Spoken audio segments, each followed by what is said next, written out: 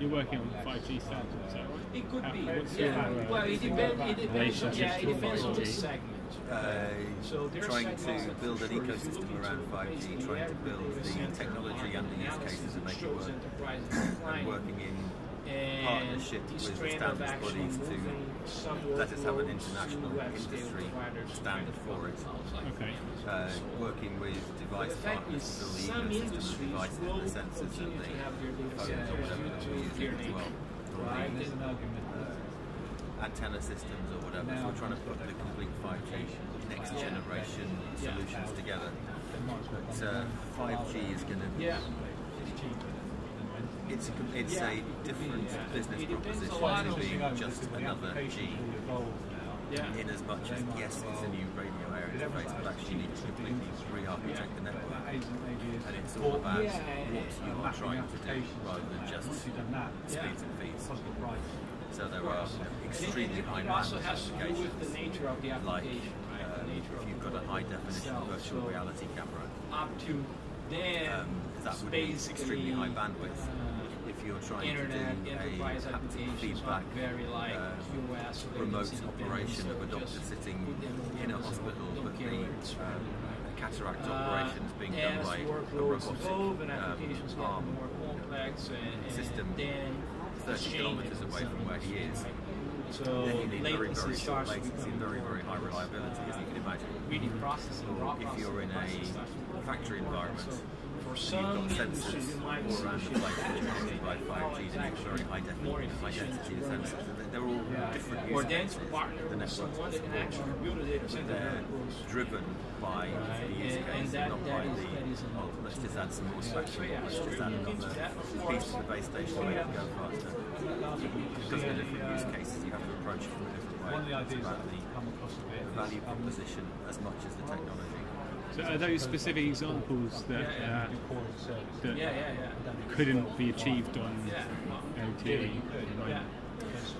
You can go a long way down the path with LTE, and we will go a long way, we are going a long way down the path with LTE.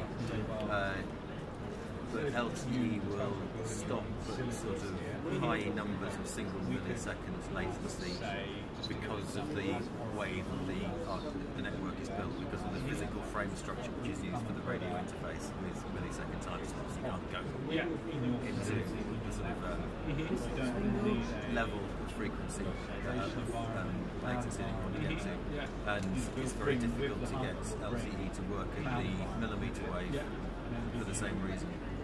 And the huge bandwidth which the world has available is at the higher frequencies which aren't being used. So to give you an example, if you are an operator that's building LTE networks now, you're buying 20 megahertz spectrum, 20 megahertz bandwidth at 2.1 gigahertz, so from 2.102 to 2.122. Because it's just everything else is full, basically. Because everything else is full and licensed. And nothing's been able to use the very, very high frequencies, so 28 gigahertz or 39 gigahertz or something. It's not possible to use that with LTE, but it is with the 5G. And when you get there, you're not talking about 20 megahertz of spectrum, you're talking about 1,000 megahertz of spectrum. So the bandwidth is there, so you can get the very high speeds, but then you have a whole new set of challenges. It sounds like you've got a bit of a headache trying to fit 5G into an area of bandwidth that isn't already in use. But wouldn't it make more sense just to, I mean, I know it's easier said than done, but wouldn't it make more sense to just scrap 2G and 3G? It would still only, 2G is low bandwidth at the moment. 2G is not much more than a subset of it is very specialized.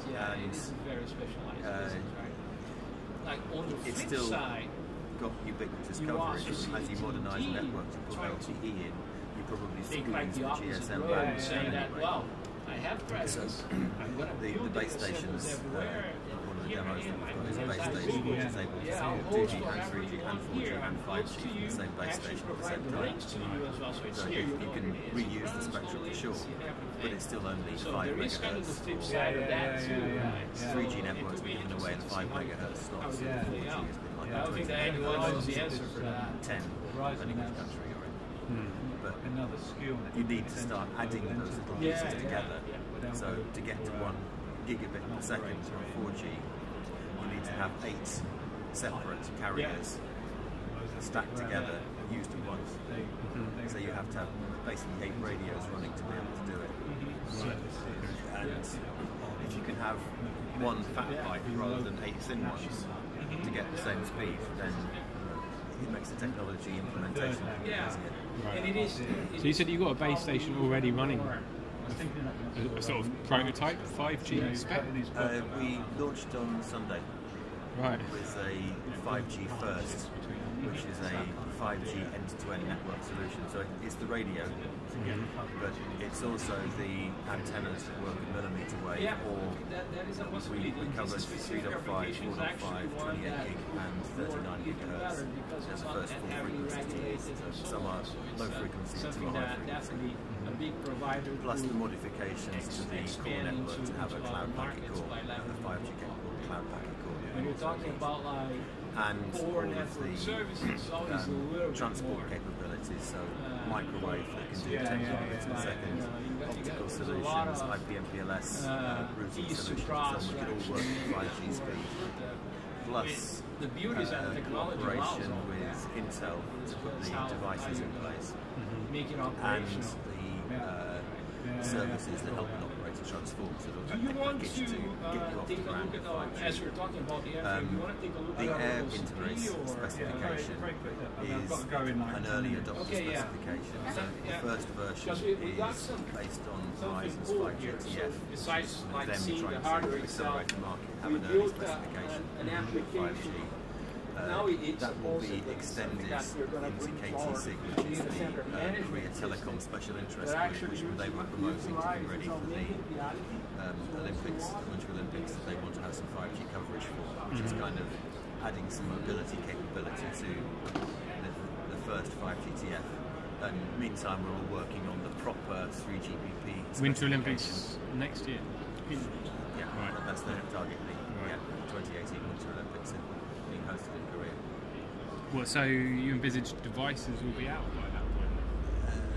A subset of pre-commercial devices. Right, okay. So it's more testing technology in an area where there's lots of people using data. Yes. Yeah. So that you learn from the field experience and feed that into the device, because you have, when you build any device, you start off with a prototype which is miniaturized, and then you convert from a large-scale prototype to an FPGA scale prototype, which gives you the form factor but not the cost model, and then you go from that to an ASIC-based one.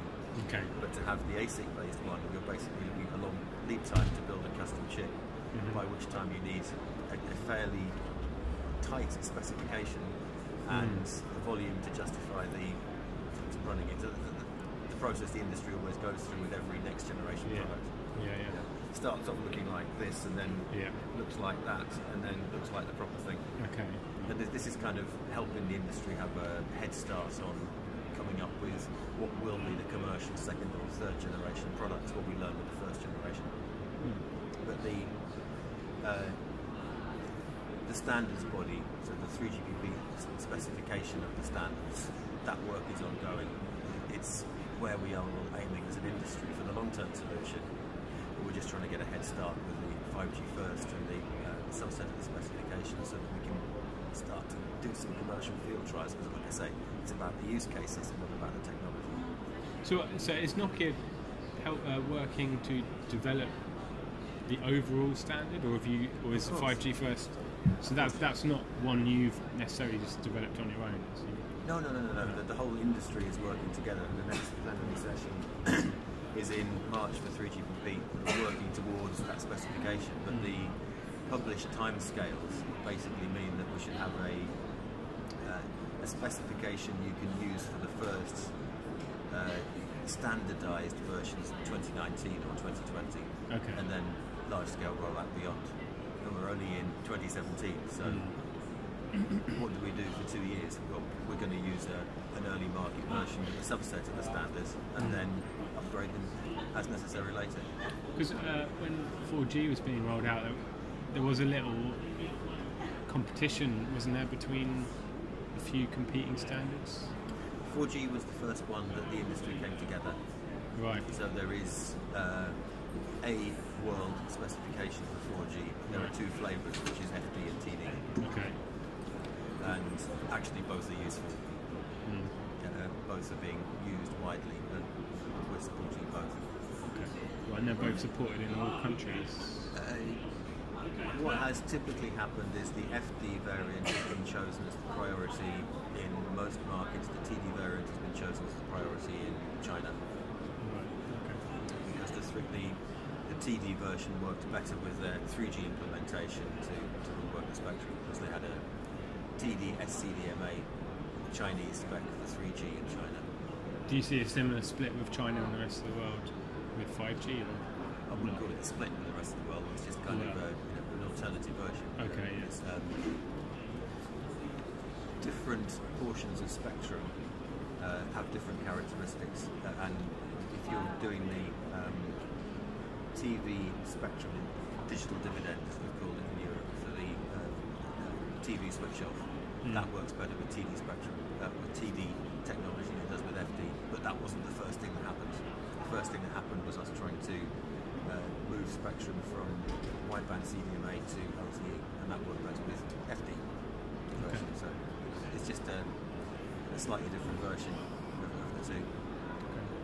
Have you assessed the impact it might have on driverless cars? Absolutely. We could even demonstrate the impact it would have on driverless cars. Right. In simple terms, the difference between 4G and 5G for driverless cars is the latency plus the reliability. Okay. And we could show you a nice example over in the corner over there, if I'm pointing in the right direction. That's that way. Where you have a car that is connected by 4G, and basically you can't control it remotely because the latency is too long between you sitting having a virtual reality camera in the car and being able to steer it and avoid the other traffic. With 5G you can. Right, okay. So it is kind of, with 4G you can do assisted driving, with 5G you can do autonomous driving. Okay. If you want to look at it like that. And then there are many examples. With 4G you can do health monitoring. With 5G you could do remote surgery. We could give you lots of different examples of what the 5G spec will actually bring in terms of taking the next step. But if you just aim at what 5G will bring, then it's a huge step change in opening up a new use case. So what we're looking at is that it's kind of a continuum. First you'll do cars which are connected to tell you when their fuel level is low, or they need a service, or their tyres are flat, or whatever it might be. Then you go to the next level, which is being able to platoon cars or platoon trucks together because they can communicate with each other. So this one can control this one right behind it, can support that one right behind it, can support the one behind it. And that's the sort of trials that we're doing on the A9 motorway in Germany in conjunction with a couple of partners. But when you want a car that doesn't need a driver and is controlled by a control centre remotely, which is controlling not only your car but all the other cars around it, then I'd kind of like the 5G network in place, please. Okay.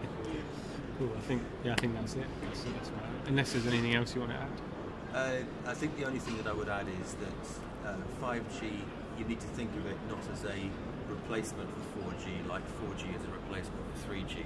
Okay. There's a long-term complement that both will exist for a long time together. And 5G will be built initially in islands for specific use cases. And a specific use case could be covering a factory environment, or working with autonomous vehicles in a specific area to provide services of a specific use case. And those islands are likely to be in cities or in factories or something like that. A city, because you've got very, very high density of people who would share the bandwidth that the 5G would make worthwhile. Outside of that, then the evolution of 4G, what we've called 4.9G, will take you to several gigabits of speed and will take the latency down far enough that you can take your car out on the highway and be comfortable that it's being connected, but you wouldn't want to do it in a close mesh city environment, for example. Right. So it sort of provides service continuity outside of the areas. Okay. And the other reason for that is it's quite simple. It's the very high spectrum that you have with 5G, like the millimeter waves I was talking about, don't go very far. If you have a 28 gigahertz antenna, it's got a reach of 200-300 meters only, and obviously you don't want to do rural coverage for that. The lower frequencies make much more sense. Okay. Right. So we will see 4G and 5G complementing each other, supporting each other for quite some time. 5G built in Ireland for specific use cases, and then progressively built out beyond that. But it's not going to be a mass replacement.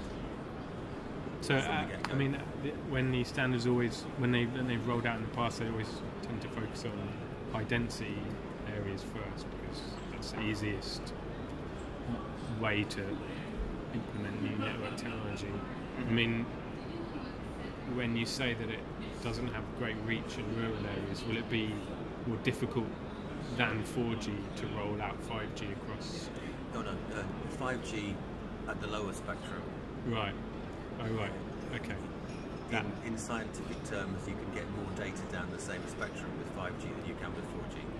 So it's more efficient, but it wouldn't necessarily justify replacing it for the sake of replacing it. In cities where suddenly you have lots of people wanting gigabits of bandwidth, then you could use, let's say, a 5G point-to-point connection.